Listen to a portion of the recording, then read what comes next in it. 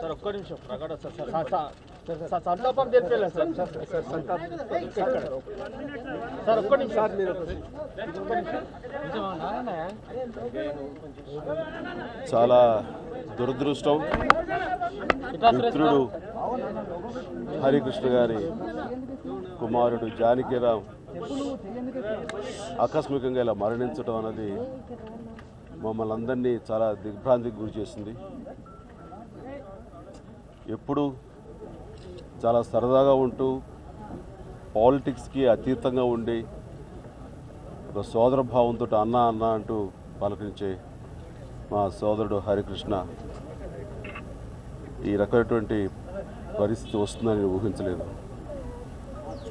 ఈ సమయంలో జానకిరాం ఆత్మకు శాంతి చేకూరాలని, మిత్రుడు వారి కుటుంబ సభ్యులకు ఆ మానసిక స్థైర్యం రావాలని మనస్ఫూర్తిగా కోరుకుంటూ, ఈ సందర్భంగా ఒకటే నేను విన్నవించుకునేది,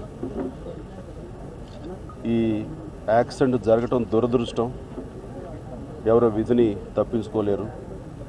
కాకపోతే ఒక సామాజిక బాధ్యత ఉండే వ్యక్తులుగా కేవలం సీటు బెల్ట్ పెట్టుకోకపోవడం మూలంగా జరిగినటువంటి ఈ యాక్సిడెంట్, ఇలాంటి సంఘటనలు చూసైనా సరే మనం రోడ్ సేఫ్టీ సంబంధించి కారు డ్రైవ్ చేస్తున్నప్పుడు ఆ సీట్ బెల్ట్ పెట్టుకుని వెళ్ళగలిగితే ఇలాంటి అవాంతరాలు జరగకుండా ఎంతో కొంతమంది తప్పించుకునే అవకాశం ఉంటుంది.